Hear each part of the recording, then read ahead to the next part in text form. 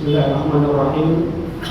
Alhamdulillah hamdan katsiran thayyiban mubarakan fihi wa asyhadu an la ilaha illallah wahdahu la syarika lah wa asyhadu anna Muhammadan abduhu wa rasuluh sallallahu alaihi wa ala alihi wa sahbihi ajma'in. Assalamualaikum warahmatullahi wabarakatuh. Ikhwatal iman yang dirahmati Allah Subhanahu wa taala.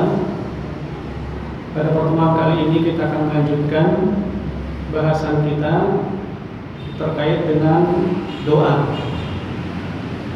Pada pertemuan yang lalu kita sudah mengetahui bahwa doa itu adalah merupakan perintah dari Allah Subhanahu wa taala, di mana perintah Allah Subhanahu wa taala tersebut adalah merupakan perintah yang sangat utama. Dan kita juga sudah mengetahui bahwa ketika itu adalah merupakan perintah dari Allah Subhanahu wa taala, maka ada beberapa hal yang patut kiranya kita perhatikan. Di antaranya adalah bahwa hendaklah kita bersungguh-sungguh untuk mempelajari tentang apa yang Allah Subhanahu wa taala perintahkan tersebut. Begitu juga hendaklah kita mencintai apa yang Allah Subhanahu wa taala perintahkan.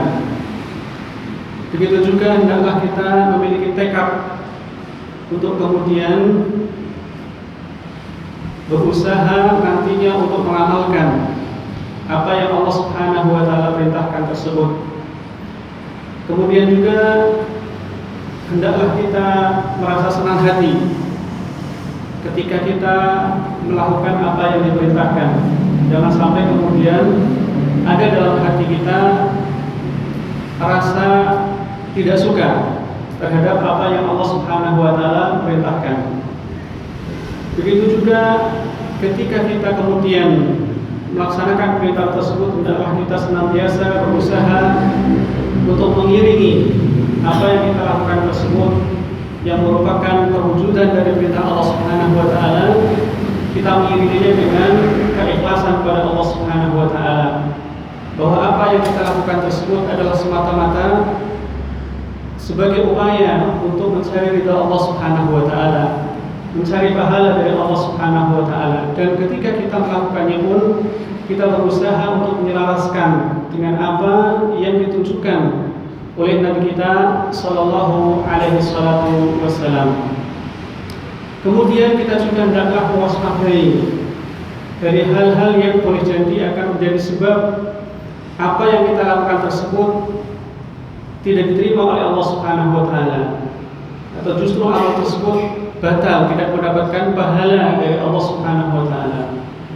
Salah satu di antaranya adalah kita harus mewaspadai adanya keinginan hati bahwa apa yang dilakukan itu adalah untuk mendapatkan sanjungan dan pujian di hadapan manusia. Waliyadzubillah.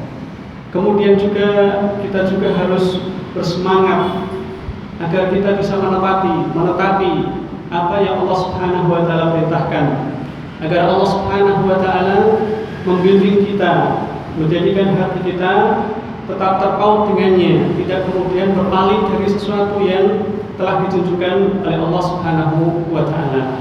Jamaah sekalian yang dirahmati Allah Subhanahu wa taala, itu 7 hal yang disebutkan oleh para ulama terkait dengan masalah perintah, termasuk di dalamnya adalah perintah agar kita berdoa kepada Allah Subhanahu wa taala. Kemudian pada pertemuan yang lalu juga kita sudah mengisyaratkan bahwa perintah ini, perintah berdoa kepada Allah Subhanahu wa taala ini adalah merupakan hal yang sangat utama. Satu poin yang telah kita sebutkan bahwasanya doa itu adalah merupakan perintah Allah Subhanahu wa taala, dan ketika seorang hamba dia melaksanakan perintah Allah Subhanahu wa taala, begitu juga perintah Rasulnya sallallahu alaihi wasallam, hal itu akan mengantarkan dirinya kepada kasih sayang Allah Subhanahu wa taala. Allah mengingatkan kita sekalian dalam firman-Nya, "Ati Allah wa ati Rasul la'allakum turhamun." Taatlah kalian kepada Allah, taatlah kalian kepada Rasul, niscaya akan mendapatkan kasih sayang Allah Subhanahu wa taala. Maka demikian pula halnya termasuk di antara bentuk ketaatan kepada seorang hamba Begitu juga ketaatan kepada Rasulnya adalah dengan seorang hamba senantiasa dia menghaji dirinya di setiap waktu dan kesempatan Allah Ta'ala. Dan sekali lagi kita diingatkan oleh Nabi SAW bahwa doa ini adalah merupakan bentuk ibadah yang paling utama. Karenanya Nabi SAW memerintahkan kepada kita supaya kita berdoa kepada Allah Subhanahu wa Ta'ala, dan Allah Subhanahu wa Ta'ala pun memerintahkan kita untuk berdoa kepadanya, dan Nabi SAW menyebutkannya sebagai bentuk ibadah yang sangat utama. Ad-du'a'u huwal ibadah. Doa itu adalah ibadah. Jamaah sekalian yang dirahmati Allah Subhanahu wa Ta'ala, maka pada kesempatan kali ini kita akan menunjukkan poin yang lainnya yang termasuk bagian daripada hikmah atau keutamaan daripada doa yang diperintahkan oleh Allah Subhanahu wa Ta'ala ini.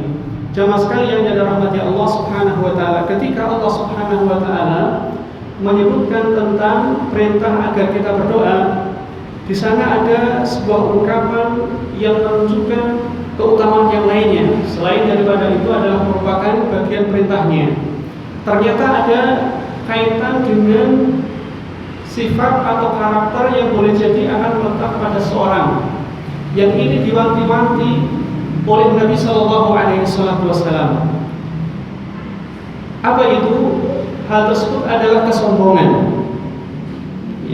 Hal itu tersebut adalah kesombongan. Nabi SAW sangat mewanti-wanti hal tersebut. Salah satu di antara bentuk wanti-wanti beliau adalah ancaman bahwa ketika dalam hati seorang hamba itu ada unsur kesombongan, ini dia akan dijauhkan dari surga Allah Subhanahu wa Ta'ala. Dia akan dekat dengan neraka Allah Subhanahu wa Ta'ala. Kata Nabi SAW, tidak akan masuk surga seorang yang dalam hatinya ada unsur kesombongan di dalamnya.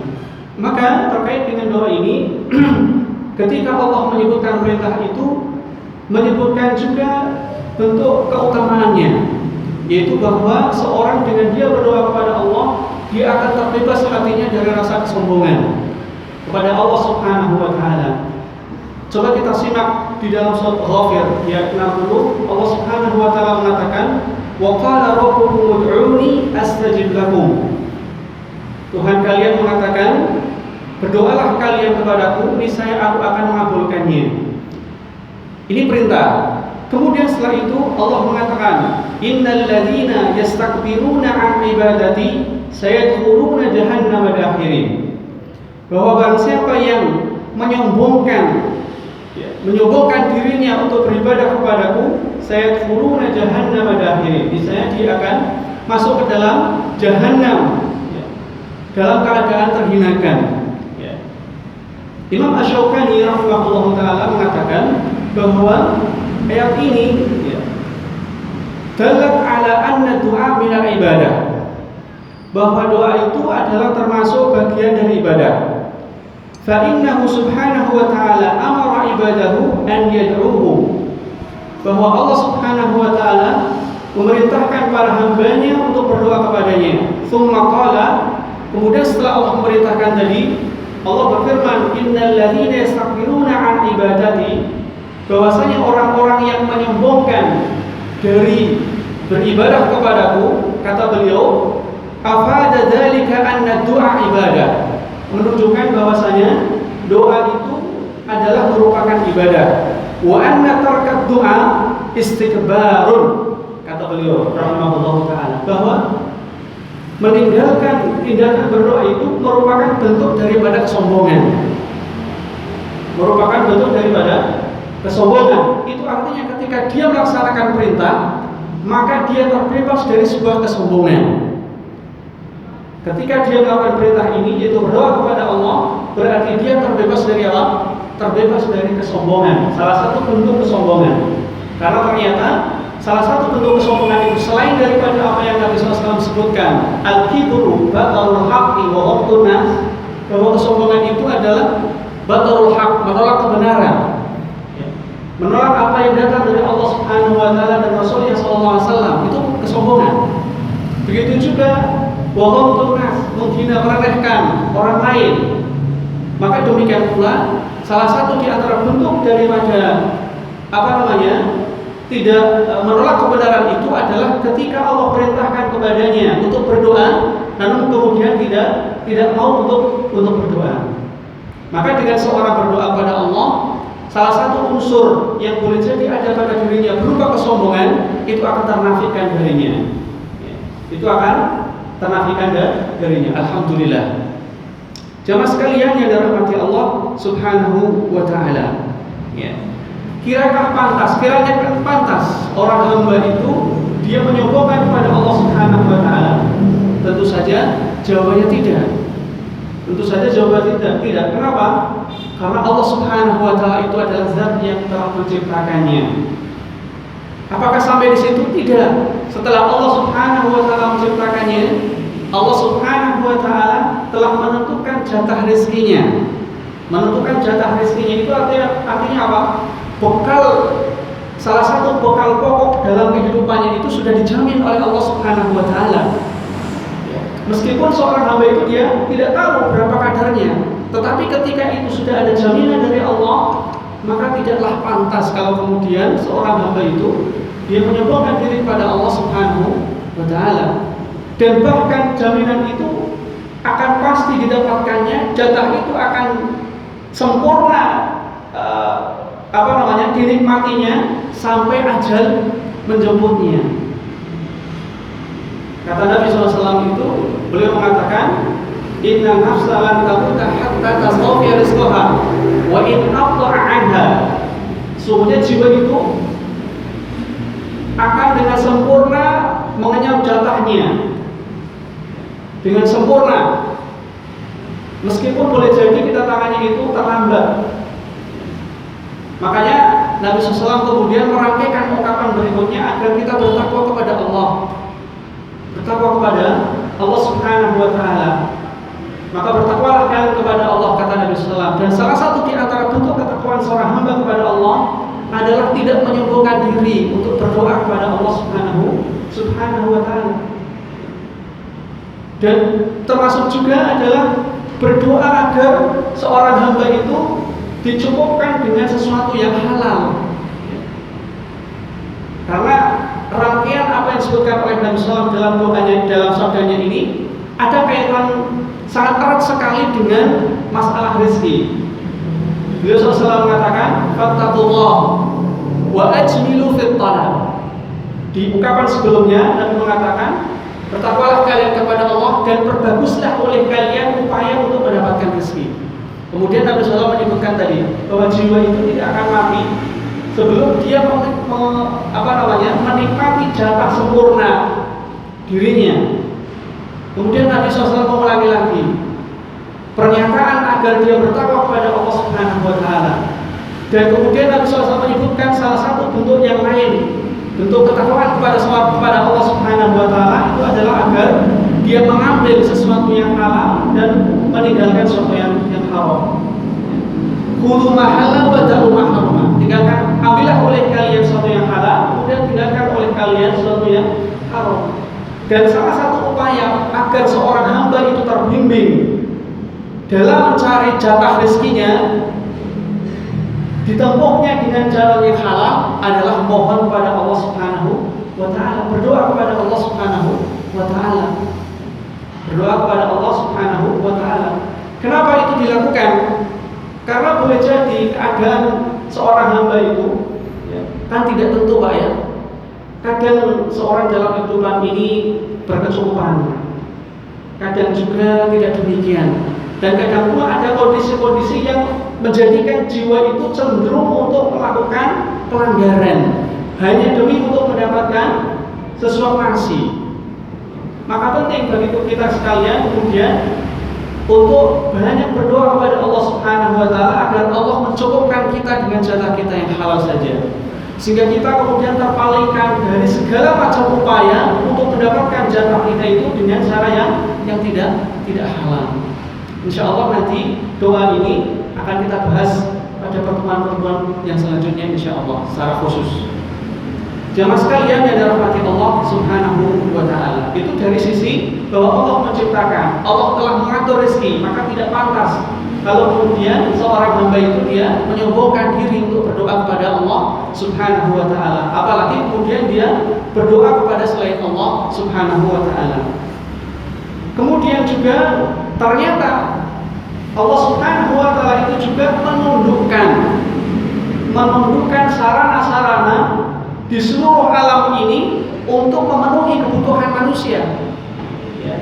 Kalau tadi berupa jaminan, yang kedua Allah menciptakan sarana-sarana, menciptakan hal-hal yang akan menjadikan manusia itu terpenuhi kebutuhannya. Coba bayangkan kalau kita mau menghitung, tidak akan terhitung banyaknya. Mulai kebutuhan pokok misalnya, kita tahu misalnya beras itu bagaimana prosesnya sampai kemudian masuk ke dalam perut kita. Ada proses disebut dengan penanaman, penyemaian bibit, kemudian tumbuh dalam waktu yang cukup lama. Kemudian Allah berikan sarana agar bagaimana tumbuhan itu tumbuh. Ya.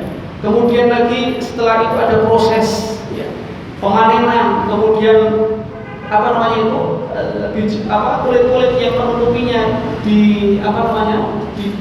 dikupas ya dengan menggunakan alat, membutuhkan sarana. Kemudian nanti dikeringkan dan seterusnya. Kemudian kita masak dan kemudian kita makan. Itu semuanya adalah rangkaian sarana yang telah ditundukkan oleh Allah Subhanahu wa taala untuk kita agar kita mengenyam jatah kita. Subhanallah ya. Maka tidak patut sekali lagi kalau kemudian kita berdoa kepada selain Allah Subhanahu wa taala, kita menyombongkan diri dari berdoa kepada Allah Subhanahu wa taala ya. Jemaah sekalian yang dirahmati Allah Subhanahu wa taala ya. Kalau misalnya kondisinya seperti itu Pak ya, kita telah dipenuhi jatah, kita telah ditentukan jatahnya, kemudian diberikan kepada kita sarana-sarana untuk mendapatkannya. Kalau kemudian kita enggan Pak, kira-kira kita akan mengatakan orang seperti ini bagaimana Pak? Kalau misalnya Anda seorang karyawan, perusahaan telah memberikan sarana-sarana agar Anda bekerja, agar Anda memiliki produktivitas yang tinggi misalnya. Lalu kemudian sang karyawan ini justru berkhianat kepada perusahaannya, enggan untuk melakukan apa yang diperintahkan misalnya, tidak baik dalam bekerjanya misalnya. Kira-kira Pak, Bapak akan memilih model karyawan seperti ini sebagai karyawan yang bagaimana Pak? Karyawan teladan atau karyawan kurang ajar? Kurang ajar. Bahkan dia sudah diberikan gaji misalnya ya. Taruhlah gaji bulanan itu sebagai sebuah jaminan ya, jaminan kerjanya misalnya, sebagai upahnya. Tapi kemudian dia tidak baik dalam bekerja, maka tentu model karyawan seperti ini adalah model karyawan yang tidak bersyukur pada Allah Subhanahu wa taala ya. Sehingga kemunculan kita sejatinya ya, kemunculan kita, kehadiran kita di mana Allah Subhanahu wa taala mengadakan kita melalui proses kelahiran, di mana kita dilahirkan oleh ibu-ibu kita. Di ujung ayat itu Allah menyebutkan agar kita pandai bersyukur padanya, agar kita pandai bersyukur kepadanya. Dan salah satu di antara bentuk bersyukuran kepada Allah, jangan lupa dengan kita banyak berdoa kepada Allah Subhanahu wa taala. Jemaah sekalian yang dirahmati Allah Subhanahu wa taala. Kemudian hal yang lain juga yang menunjukkan kepada keutamaan dari aktivitas doa ini adalah bahwa ternyata doa ini adalah merupakan hal yang paling mulia di sisi Allah Subhanahu wa taala. Merupakan hal yang paling mulia di sisi Allah Subhanahu wa taala. Kata Nabi sallallahu alaihi wasallam dalam sebuah hadis yang diriwayatkan oleh Imam Ibnu Majah dan lainnya, beliau sallallahu alaihi wasallam mengatakan, "Laisa syai'un akrama 'ala Allah Subhanahu wa ta'ala min ad-du'a." Kata Nabi SAW begitu. Tidak ada sesuatu yang paling mulia di sisi Allah Subhanahu wa taala daripada doa. Maka ketika seorang hamba itu dia berdoa kepada Allah, sejatinya dia telah melakukan sesuatu yang paling mulia, dan dia pun mencari sesuatu yang mulia pula. Dia melakukan sesuatu yang mulia, dan dia juga telah mencari sesuatu yang mulia pula di sisi Allah Subhanahu wa taala. Maka dari itu, ya, kalau kemudian seorang itu dia enggan untuk berdoa, maka selanjutnya dia telah enggan untuk mendapatkan kemuliaan itu, telah enggan melakukan sesuatu yang paling mulia di sisi Allah Subhanahu wa Ta'ala. Kenapa doa itu menjadi sesuatu yang paling mulia di sisi Allah Subhanahu wa Ta'ala? Para ulama di antaranya adalah Imam Asy-Syafi'i, beliau memberikan alasan, mencari hikmah kenapa doa itu menjadi sesuatu yang paling mulia di sisi Allah Subhanahu wa Ta'ala. Beliau mengatakan, li'annahu yadullu ala qudratillahi ta'ala wa 'azzid da'i. Salah satu hikmahnya kenapa doa itu menjadi sesuatu yang paling mulia di sisi Allah Subhanahu wa Ta'ala, karena itu menunjukkan kepada kekuasaan Allah, kemampuan Allah Subhanahu wa Ta'ala, dan pada saat yang sama menunjukkan kepada apa? Kelemahan orang yang berdoa itu. Coba Pak, kalau kita minta kepada seorang, kan menunjukkan pada galitnya, ya, pada galitnya menunjukkan bahwa kita itu tidak mampu untuk melakukan itu, sehingga kita kemudian meminta tolong, meminta bantuan, ya, untuk memenuhi hajat kita. Maka demikian pula halnya ketika seorang itu berdoa, maka ini menunjukkan apa? Menunjukkan ketidakmampuan seorang hamba, kelemahan seorang hamba, dan pada saat yang sama itu juga menunjukkan apa? Kekuasaan Allah, kekuatan Allah, kemahakuasaan Allah Subhanahu wa Ta'ala. Inilah menjadi rahasia kenapa doa itu menjadi sesuatu yang paling mulia. Doa itu menjadi sesuatu yang paling mulia. Jemaah sekalian yang dirahmati Allah Subhanahu wa Ta'ala. Kemudian sisi yang lainnya yang menunjukkan daripada keutamaan doa ini adalah bahwasanya doa itu adalah sesuatu yang dicintai oleh Allah. Kalau tadi dari sisi bahwasanya zat doa itu merupakan perkara yang paling mulia di sisi Allah. Kemudian ini adalah sesuatu yang menunjukkan bahwa doa itu sesuatu yang dicintai oleh Allah Subhanahu wa Ta'ala. Dalam sebuah hadis, meskipun ini para ahli hadis berselisih pendapat tentang masalah tentang sanadnya. Apakah ini hadis yang sanadnya, orang-orang yang meriwayatkan hadis ini apakah lemah ataukah kuat? Ada sebagian yang melemahkannya, ada sebagian yang menguatkannya. Terlepas dari perbedaan pandangan itu, di sini disebutkan Nabi SAW mengatakan, "Sallallahu min fadlihi." Ya. Mintalah kalian kepada Allah dari karunia-Nya. Mintalah kepada Allah dari karunia-Nya. Fa inna Allah yuhibbu an yus'ala. Fa inna Allah yuhibbu an yus'ala. Karena sesungguhnya Allah Subhanahu wa Ta'ala itu senang, cinta kalau kemudian dia diminta. Itu artinya proses meminta, yaitu doa, itu adalah sesuatu yang dicintai oleh Allah Subhanahu wa Ta'ala. Kemudian beliau SAW mengatakan, wa inna afdalal ibadati intidharu al-faraj.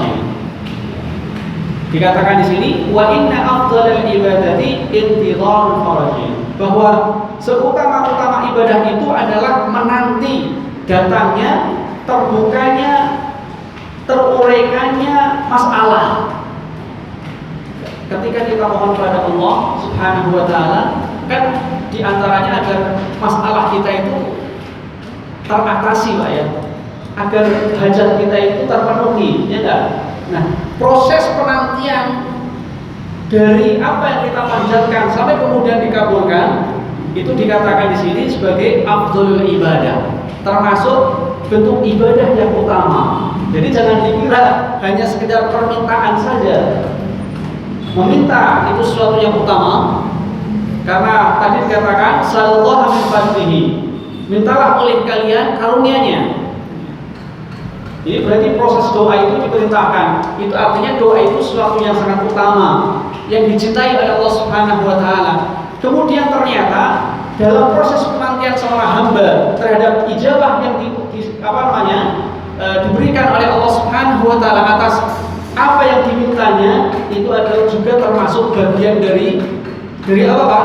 Dari ibadah yang sangat utama. Penantian itu, di balik penantian itu ada apa Pak? Kalau Bapak sedang menanti, misalnya menanti buah hati, menanti kelahiran buah hati, berarti di sana ada unsur apa Pak? Ada unsur apa Pak? Di balik itu ada unsur apa Pak? Ada harapan. Di balik itu ada unsur harapan bahwa seakan-akan ketika Bapak menanti itu, Bapak itu selalu berharap agar kemudian nanti proses dilahirkannya berjalan secara lancar, tidak ada kendala apa-apa. Bahkan setelah itu harapan yang sangat besar juga adalah apa? Yang terlahir itu adalah dalam keadaan sehat walafiat, tidak cacat begini dan seterusnya. Jadi ternyata dalam proses penantian itu ada harapan besar. Maka harapan yang besar ini jamaah sekalian yang dirahmati Allah terkait dengan masalah penantian dijabahnya doa, itu adalah bagian, termasuk bagian ibadah kepada Allah Subhanahu wa taala. Maka dari proses kita meminta, kemudian kita menanti ijabahan doa, isinya itu apa? Isinya adalah ibadah kepada Allah Subhanahu wa taala. Karena kita terkait dengan penantian yang berisi harapan itu, kita sangat didorong oleh syariat kita ini agar kemudian kita hanya berharap kebaikan kepada siapa Pak? Berharap kebaikan itu kepada Allah Subhanahu wa taala. Karena di tangan Allah Subhanahu wa taala itulah kebaikan-kebaikan. Boleh jadi dalam penantian itu cukup lama. Tapi jangan dikira bahwa di sana itu, di balik itu tidak ada kebaikan. Justru di sana banyak kebaikan. Allah Subhanahu wa taala secara umum mengatakan, "Wa asa an takrahu syai'an wa huwa khairun lakum." Boleh jadi engkau itu tidak mencintai sesuatu, padahal biasa ada kebaikan yang banyak. Kebaikan yang banyak. Maka dalam kaitannya dengan penantian ini pun di sana ada kebaikan yang banyak. Satu di antara bentuk kebaikan yang tidak boleh kita lupakan adalah bahwasanya penantian. Di baliknya ada harapan-harapan yang baik kepada Allah, itu juga merupakan poin penting kebaikan yang tidak boleh kita lupakan. Bahwa harapan kita kepada Allah, harapan kebaikan kita kepada Allah itu sekali lagi adalah merupakan poin kebaikan. Karena dengan dia berharap kepada Allah Subhanahu wa taala, itu berarti hatinya terus terpaut dengan Allah, tidak melupakan zat yang telah menentukan kebaikan, yang di tangannya kebaikan, sehingga dia akan selalu terpaut dengan Allah Subhanahu wa taala. Salah satu di antara bentuk keterpautannya adalah apa? Dia selalu mengingat Allah Subhanahu wa taala. Yang darinya lah diharapkan kebaikan-kebaikan itu. Ya. Jamaah sekalian yang dirahmati Allah Subhanahu wa taala. Kemudian jamaah sekalian, hal yang utama yang lainnya daripada doa ini adalah bahwa doa itu merupakan sebab kelapangan dada. Kemudian juga terbebaskan dari kesusahan. Begitu juga akan menghilangkan kegundahan dan akan dimudahkannya urusan-urusan.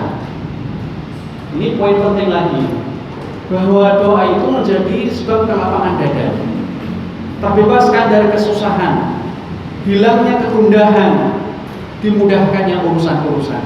Jamaah sekalian, ada sebuah kisah mungkin Bapak sekalian sudah pernah mendengar ya, tentang 3 orang yang melakukan perjalanan, kemudian masuk ke dalam gua, kemudian ada batu besar menggelinding dan menutupi mulut gua. tahu kisahnya? Di antara mereka apa namanya Pak? Berusaha untuk bagaimana caranya agar mereka bisa terbebas dari terkurung dalam gua tadi. Sebabkan oleh karena mulut gua itu tertutup oleh batu yang sangat besar.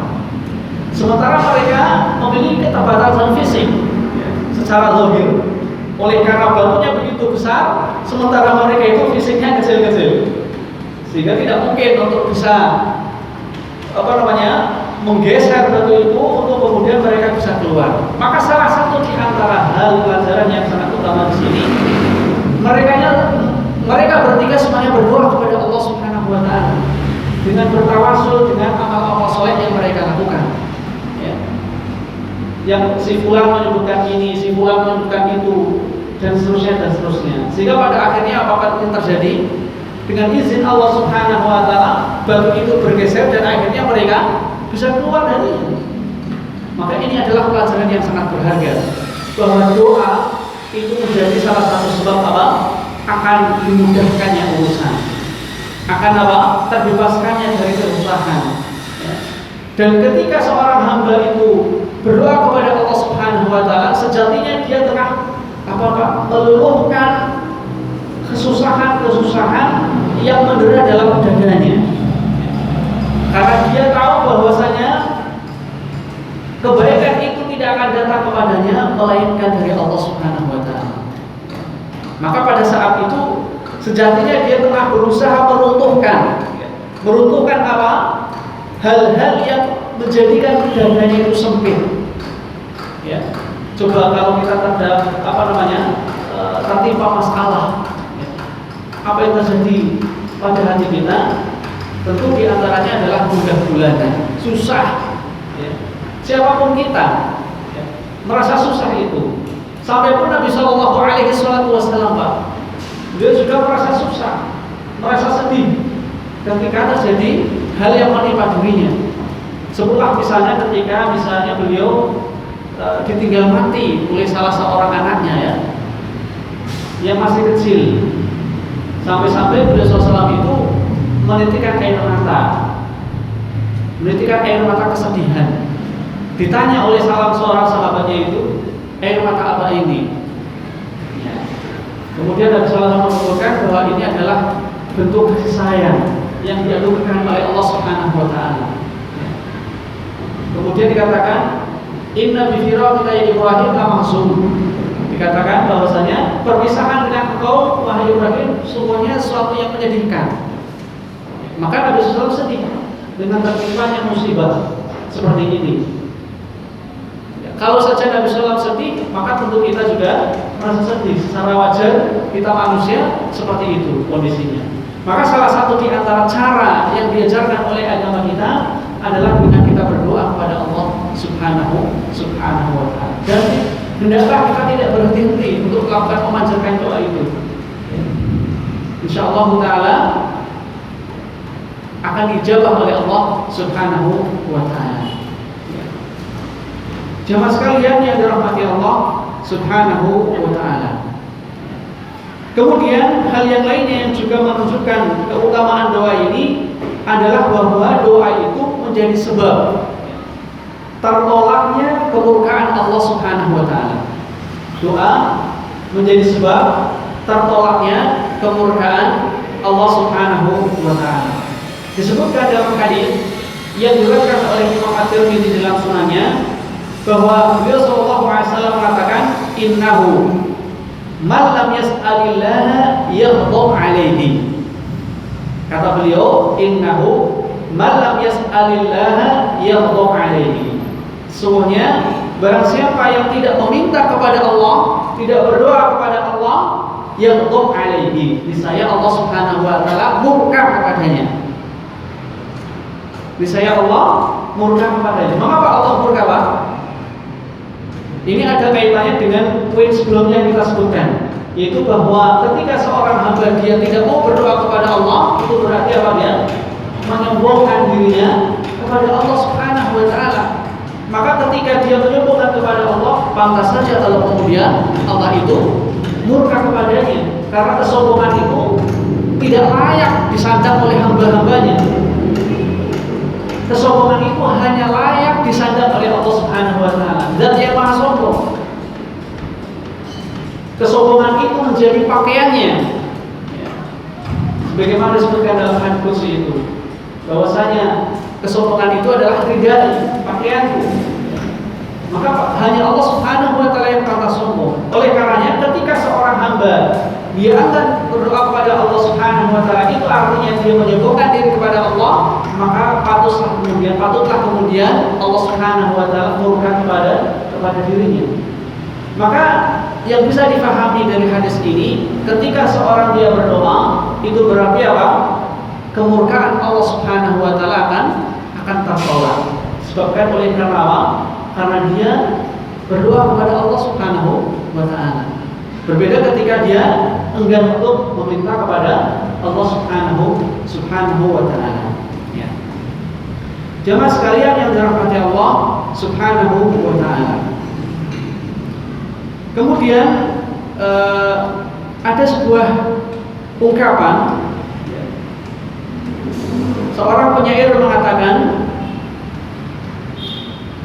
la tas'alanna bunayya Adam hajatan. Ini perbedaan antara seorang itu memohon kepada Allah dengan seorang itu meminta kepada seorang, kepada manusia.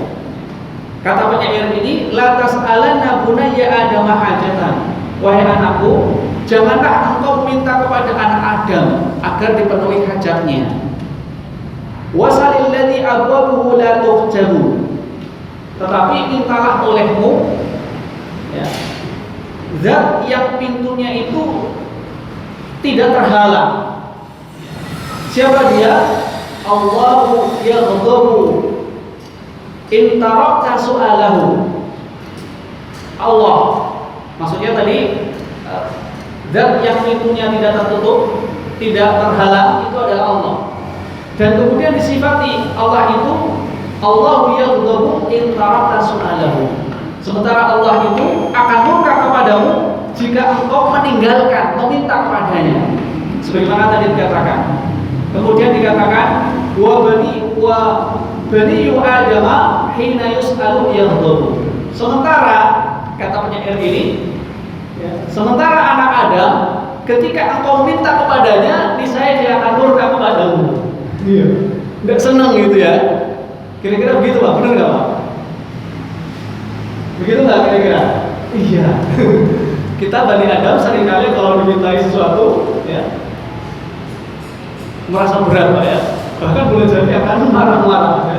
Berbeda dengan Allah Subhanahu wa taala. Karenanya semoga Allah merahmati orang yang melanturkan bait syair ini agar kemudian kita senantiasa memohon kepada Allah Subhanahu wa taala. Dengan itu insyaallah taala Allah Subhanahu wa taala tidak akan murka kepada kita. Barangkali ini saja yang bisa kita sampaikan. Mudah-mudahan pada kesempatan yang lainnya kita akan lanjutkan masih terkait dengan masalah keutamaan daripada doa ini. Wallahu a'lam.